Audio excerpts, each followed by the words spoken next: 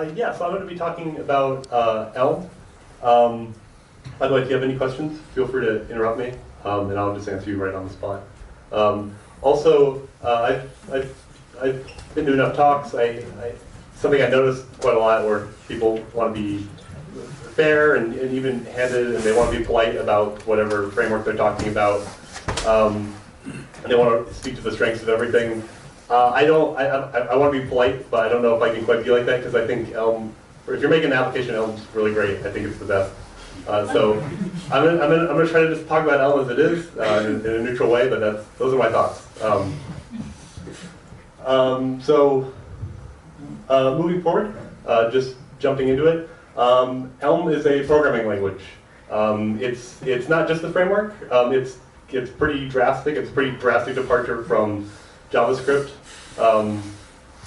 It just happens to compile to JavaScript right now. It wasn't made with that in mind, or it was made to be front-end languages, and you know that in the front end that JavaScript is what's going on. But it could become WebAssembly in the future. Some people talk about Elm on the back end sometimes, and that could be Haskell. It's not simple transpiling. I guess maybe the difference between compiling and transpiling is a gray area, but most of the things I've heard is called transpilers, like CoffeeScript and ES6. There's a syntax of JavaScript and there's a syntax of that, and they kind of map pretty closely. Elm is not like that. The syntax is really different, and when it compiles down, it doesn't compile in any obvious way to JavaScript. Also, you can't import npm packages into it. You just don't have that option. You can only use Elm packages. JavaScript's not totally unavailable, but you have to do so really deliberately through a barrier called ports that I think Christoph will talk about more later. Oh, by the way, I'm going to talk more about Elm language, and Christoph will talk about transitioning to Elm at where we work. Sure.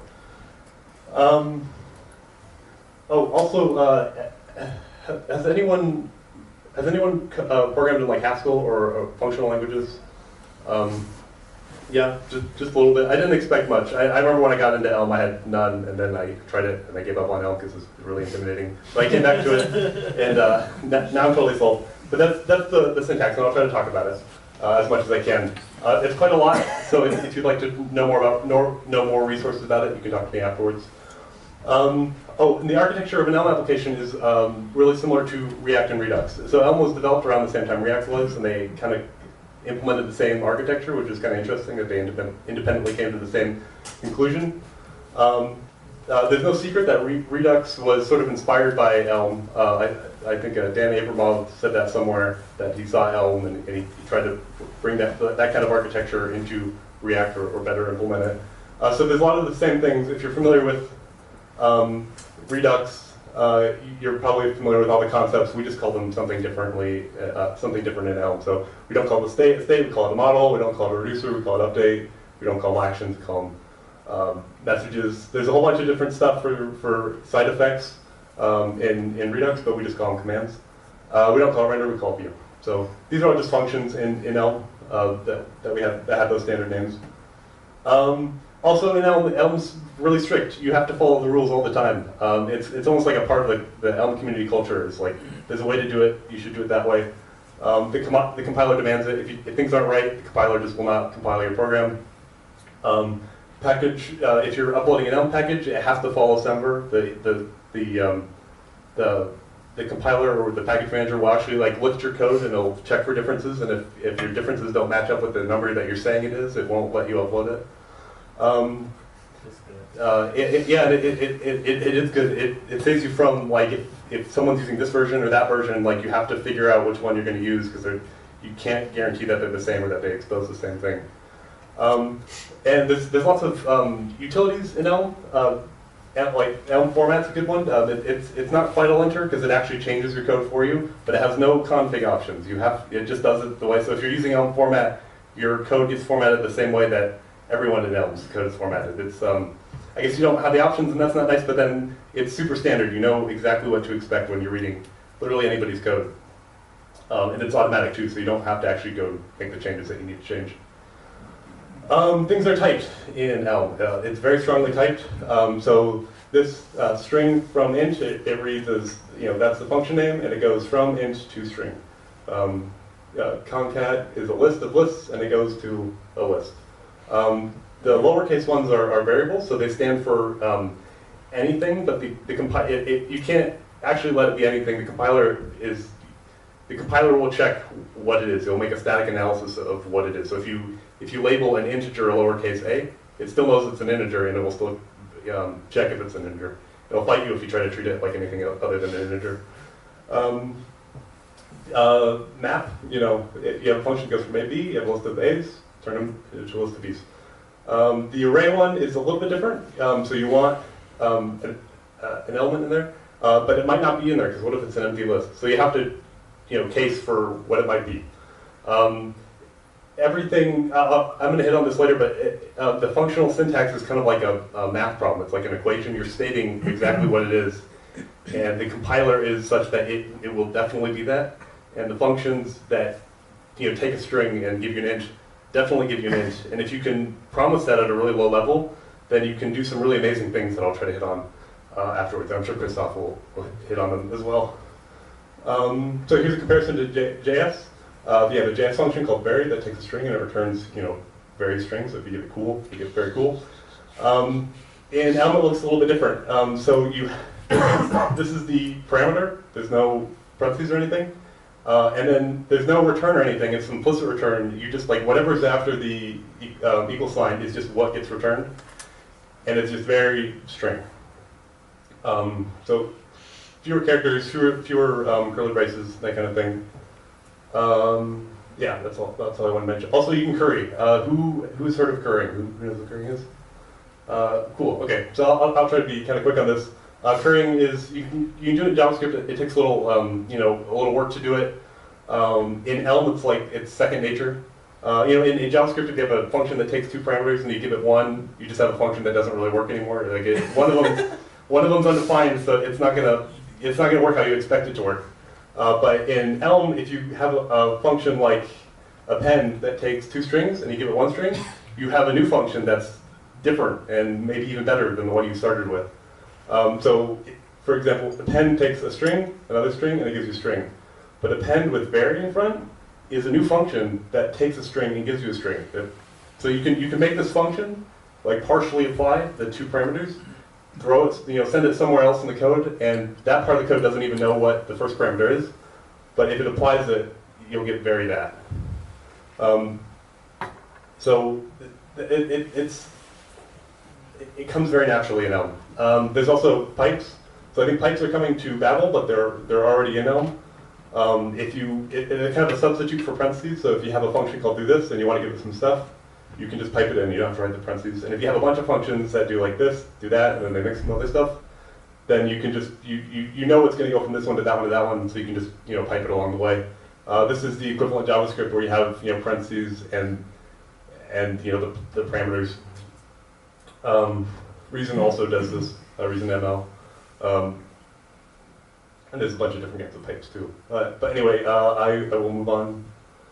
So here's a really simple Elm program. Your program is an HTML type. There's no JSX or anything in Elm. So the function div, makes a div. The first parameter is a list of the attributes, but in this case it's empty. And the second list is a list of the children in it. So the type signature of div is list attributes, list children, or list HTML. It gives you an HTML. We make this function called greet. It takes a string, it puts it in a p tag, it gives it the class greeting, and then it has some text, hello, whoever you're greeting. So, any questions about this program? Okay, cool. Well, I'll move along. So we just learned about custom types or union types in TypeScript. There's something with the same name that's a little bit different in Elm. I really like it. If I had to pull one feature into JavaScript, it would be these union types. So if you want to make up a type, you just have to enumerate all the possible variations of it. So if you have a pet type, and you have to say it comes in a dog type, a dog or a cat variety, a mouse variety. You specify the full scope of the type that comes in at least one of these three.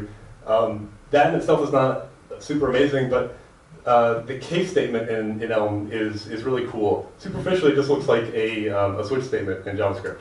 So if it's a dog, it goes bark. If it's a cat, return meow, mouse squeak.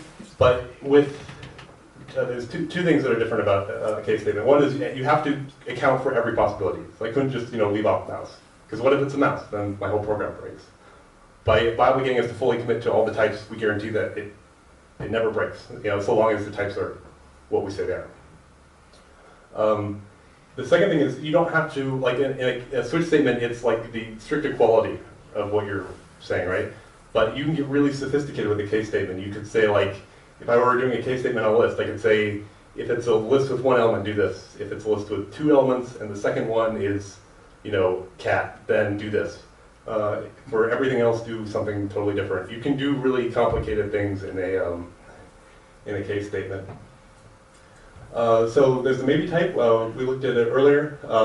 It's kind of the substitute, since everything's defined all the time in Elm. This is our substitute for when there isn't really a value. So a maybe A could be maybe string, a maybe integer.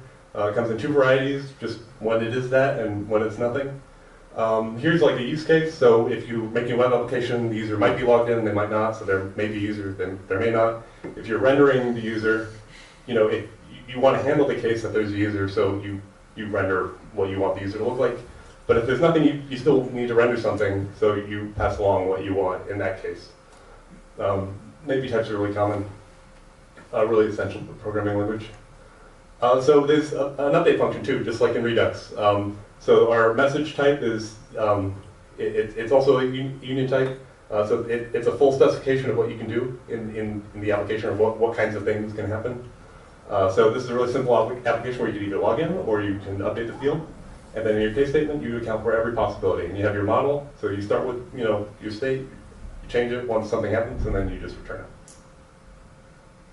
The compiler is super friendly. It's a real innovation in the UI of compiling. It talks to you in first person. It's really informative. It tells you, like, so I give from page a 4, but from page doesn't take integers or IDs, it takes numbers. Or it does take an ID, and I gave it a number, so I made that mistake. It really looks at, like, if you have two big objects and they don't have the right, it tells you which fields are missing, that kind of thing. If you change something and you can kind of, sometimes it feels like the compiler is what's programming you, and you're just sort of coasting on its messages. Like, if you just follow what the compiler tells you doesn't line up, you can get all the way to wherever you want to go in your program. So it's a really good feeling. So anyway, I'm wrapping up, but I just want to hit on some key advantages. So I started talking about the math, or how it resembles a mathematical formula. And if you make, like, really strong, if you effectively make commitments about, like, the basic stuff, like functions returning what they say they are, they're pure, they have no side effects, the types are, you don't have any runtime errors at all. There's some big, there's one big company called Node Writing that has never had a runtime error in Elm. They of course have problems, but none of them that are, like, undefined as being used as a function or anything like that. It's a huge advantage. So also refactoring is really painless, because if you change something, then this compiler tells you all the locations where it needs to line up again. And you can just follow that along. And then the performance is really good with Elm. So if you just compare the speed of, like, a React or an Angular app, Elm is doing really well, and it does that without any real optimizations. So, like, Fiber just came out with React, and it worked really fast with a bunch of configurations, but they found that after all that, it was as fast as Elm. It's just out of the box. So that's all I really have. So if you have any questions for me, I'd love to help you out after the talk, and I'm going to pass it over to Christoph.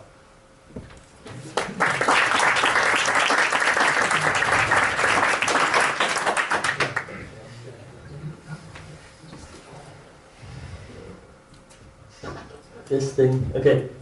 Can everybody hear me all right? Yeah. Cool. All right. So after the intro from Chad into Elm, I am going to tell the story of how we actually got to use Elm at Shore. So let's dive into it. So yeah, I'm Chris. I'm a front-end developer at Shore, just like Chad. And our product is basically to help small or medium-sized businesses to digitize their daily work. So this is a picture of a screenshot of our calendar. And appointment management, we also have a bunch of other functionalities there, like sending newsletters, employee management, customer management, all kinds of different things. And yeah, so we recently started using Elm. But first I have to go back to what stuff was like about a year ago. So pretty much it was this wasteland of a mixture of ampersand.js, which is some weird backbone fork. We had Ember, like a really, really early version of Ember, and React was kind of the bright spot of the shiny new toy of the front-end code that we had. Yeah, it's been like that for a while, but we had a lot of bugs, and also, as you know, business as usual goes on every day. So somebody tells you, hey, can you please do this? This is the new requirement, and I'm like, yeah, this is what you want? I'm like, yeah, this is really what we want. 2 days later, requirements change, and you, like, just when you're about done and you finish up, and you basically rewrite everything. Like, show your hand if that's happened to you. Yeah. Okay. Yeah. So what you do is you don't want to rewrite everything, but what you first wrote doesn't really match up to what they need now. So you just slap stuff on top. So usually you just end up with something like this. Yeah. So you just add stuff on top, and stuff gets really messy, and to a point where you're like, ugh, I don't really want to touch that stuff anymore. Okay. So then. A little over a year ago, I had the opportunity to go to the Reactive Conf in Bratislava with a coworker, and this guy gave a talk. His name is Richard Feldman. He's pretty well known in the Elm community, and he basically gave this talk about Elm, which I've never heard of, and he was basically claiming that Elm has no runtime errors in practice. I'm like, sure, right? That's not gonna work. That can't be.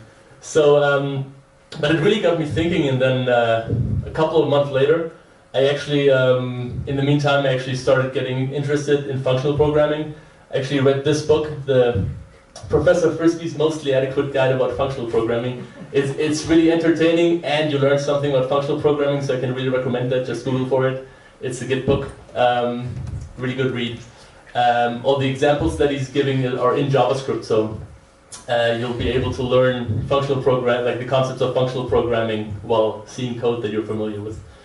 So I actually a couple months later I had the chance to try out Elm when I was bored, and I'm like, my mind was blown. It was really amazing. I was like, whoa, like this is such an amazing safety and clean architecture, expressive code, and I'm like, how are not more people using this? This is just so awesome, and so many problems that you fight with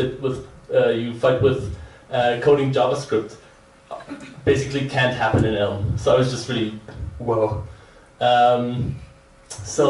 Next thing that happened, I kind of tried to spread my enthusiasm with some of the people I work with, and luckily one of my coworkers just was kind of catching on.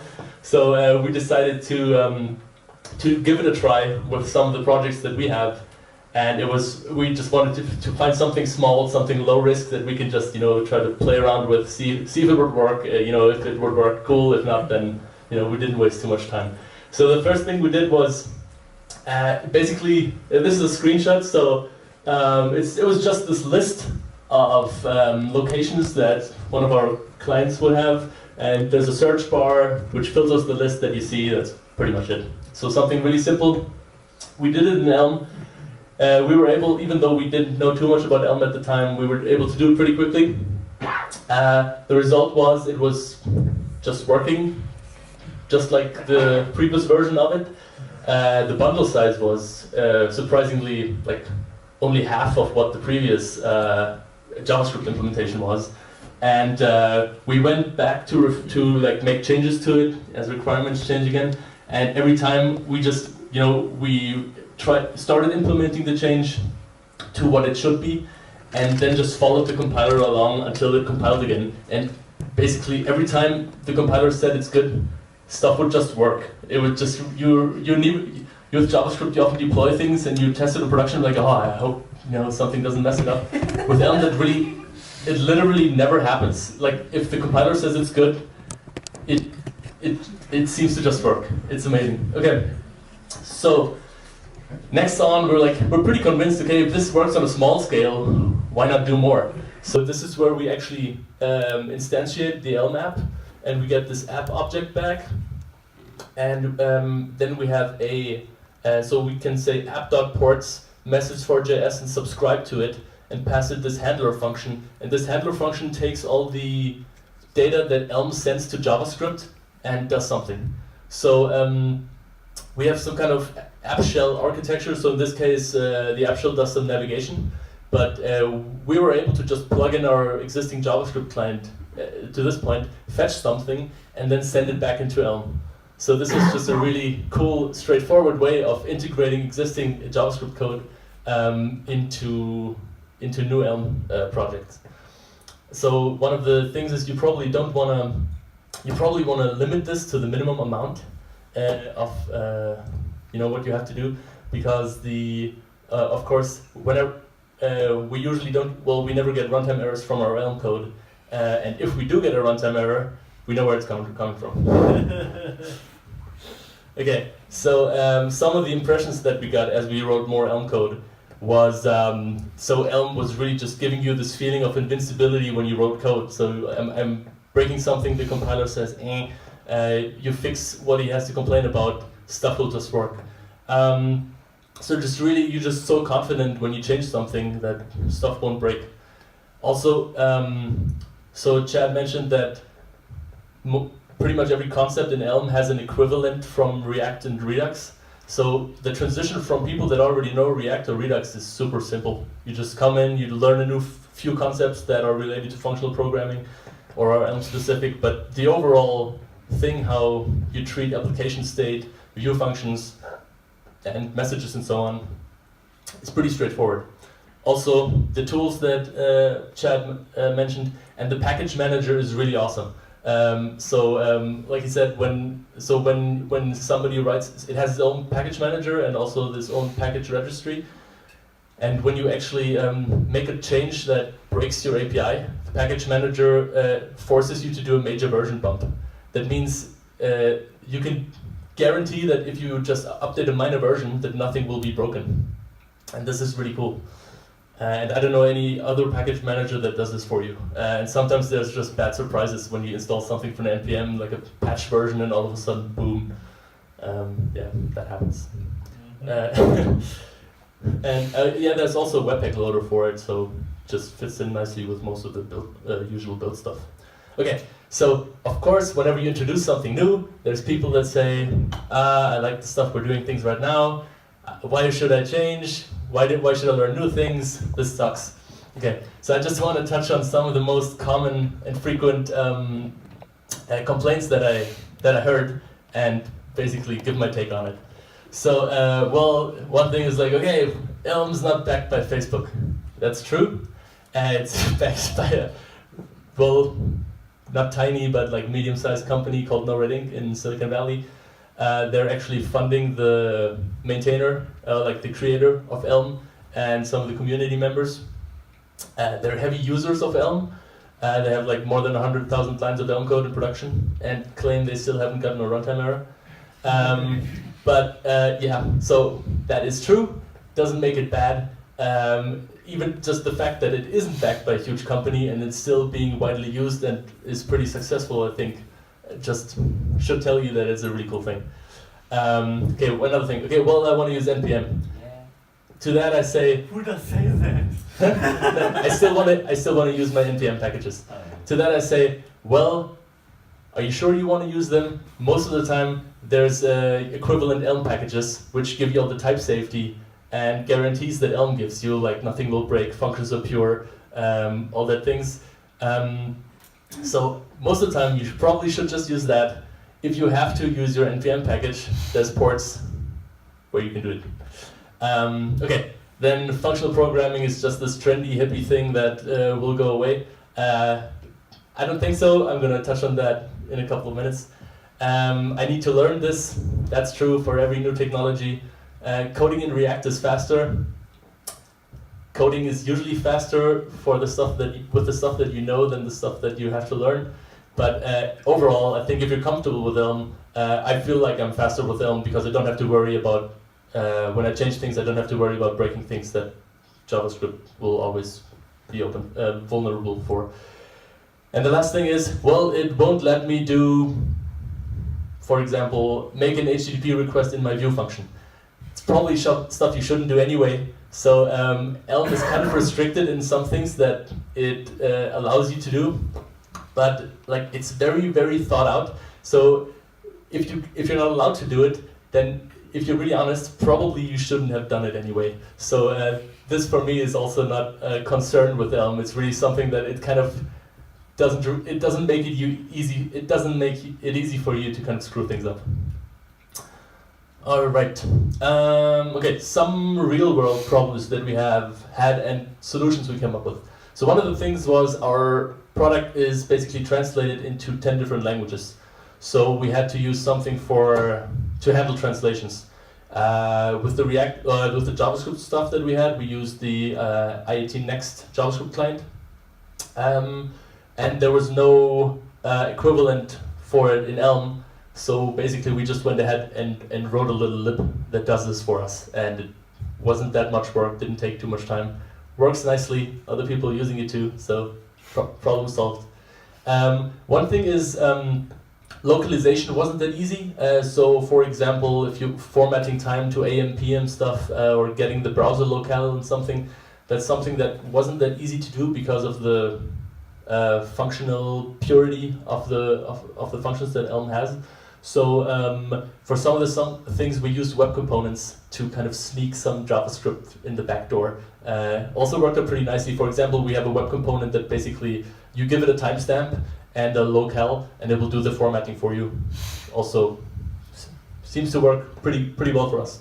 Some other minor things that came up, like usually you just use ports for it if you can't work around it in Elm, which doesn't happen too often. But if it does, if 5 or 10% of your application code is in JavaScript.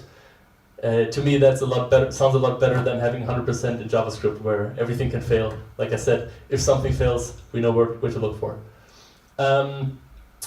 Testing is. There's a library called Elm Test, which is really nice. You can write unit tests pretty much in the style that you're used to with most other stuff like Mocha, Jasmine, those kind of things. We also found that we write a lot less tests than we did when we were writing JavaScript. Most of the time, because with JavaScript you don't even know where to start testing. Basically, you have to test everything like, does this function, expect this function to return a string, or expect this function to return a promise that results to whatever. So anything that's related to type, of course, you don't have to test because the compiler is checking that in build time. But of course, when you have some more business logic related things, then this is your go-to thing. And there's also something called Elm CSS, which we've also used. This is something that allows you to write CSS in Elm to generate valid style sheets. It's also kind of nice because it's impossible to generate something valid. It's pretty cool. This is actually a picture of the Elm package registry and the package that we're using for internationalization. Yeah. Okay, so looking back to 9 months ago when we started this, we're also tracking our runtime errors from JavaScript, and we haven't had any runtime errors from Elm so far, which is pretty cool. But we do have plenty of the JavaScript code that we have in production. So about 60% of our frontend code is in Elm at the moment. And we found it to be much more maintainable. Also, it requires a lot less upfront knowledge when you sit when you open a project for the first time. So Elm comes with this architecture that's kind of like Redux, like a model view update kind of thing, and that's pretty much consistent across products. So even when you sit on a project for the first time, you can figure out what's happening in a very fair amount of time. Also, this even got a lot of backend guys interested in frontend again, which is pretty funny. So even like diehard backend guys who said, "Oh, I hate JavaScript. There's a new framework every month. Like nobody knows what to do anymore." They were like, "Hey, this Elm thing, this seems kind of neat. Can I try it?" And we've actually had like 2 backend guys do front-end things again, which I thought was cool. Also, in our team, like a lot of people got more interested in functional programming overall. So people started reading about functional programming, started doing stuff like with Haskell, since most of our backend is still Ruby on Rails, they were kind of moving to Elixir, some of the stuff, which is like a easy, smooth transition from Ruby to more functional things. And we started a Elm Munich meetup, so we actually have one coming up soon. So that's also a cool side effect of the whole thing. Okay, so the broader picture. So for me, even though Chad already said it, I also think Elm is pretty awesome. And I have a hard time hiding it because usually I'm like, when someone says Elm, I'm like, but the broader picture is, so it's not really about like you have to use Elm. I think the general trend that I think is happening right now is that functional programming is just becoming more and more prevalent in all areas of programming. So if you look at just front-end things, or things that compile to JavaScript, there's PureScript, there's which is kind of like a pretty hard, like, yeah, that's pretty functional. So like that's a kind of Haskell-ish language that compiles to JavaScript and can be used for the front end. That's GHC.js, which is actually Haskell compiled to JavaScript. And then there's ClojureScript, which is Clojure compiled to JavaScript. And then there's ReasonML, which is something like OCaml compiling to JavaScript. And that's actually from Facebook, and they actually wrote their messenger with ReasonML. So actually there's a lot of areas where functional programming is becoming more and more popular, and I think this is a really good thing. So for me, I like programming when problems are solved in as simple as possible. And I feel like functional programming is actually lets you describe things in a very simple way without too much overhead. And also it has this concept of separating data and logic, whereas when you think of an object in a functional language like Java, you have data in the attributes of an object, and you have logic in its methods. So they're really mixing the two, which often I think doesn't really help. And functional languages have data on one hand, functions on the other hand, and then really mix too much, which makes some things a lot easier. So it helps you build stuff quickly and also stay flexible when the requirements change again. And to me, like, this feels like the difference between the house on the left and the house on the right, where here you obviously didn't know what you wanted to build when you started building it, and here you kind of keep growing nicely and things will just be nice. Okay, so coming to the end. So takeaways are basically, we have a lot less bugs than what we had before, so people don't run around screaming like the house is on fire through the office anymore. Front-end code is pretty stable, and yeah, so our life got a lot easier there. So yeah, developers are for the most part a lot happier because, for one part, because we don't have to fix these emergency bugs anymore, and also because they get to use something that's nice and new and functional, and yeah, and also it's really helped our hiring actually, because you might think, okay, where are you gonna find all these Elm developers? The thing is, we did find this guy, but but also we actually hired some people that we just thought were really good React developers, and in a matter of 2 weeks they actually started their own Elm app from scratch, and it turned out really well. So this is a really cool thing. So it's really beginner friendly. Okay, so I like that the code grows and changes well with the requirements, and also the next version of Elm is promising some pretty cool things like making it easier for single applications to use, and like doing dead code elimination on the code, which is a lot easier than you would do it in JavaScript because of the types. It's a lot easier to say, well, this is used or not than with JavaScript. Has also to do with the fact that functions are pure and can't have side effects. Server-side rendering built in, you can already do it, but you need to look for it. It will be part of the language with the next version. And I don't really worry about upgrading to the next to the next version, because since refactoring is really easy in Elm, upgrading will be a breeze too. Okay, so this is my GitHub name, my name on the Elm Slack channel, and this is the meetup that we started. And actually, the next one is next Wednesday at Holiday Check.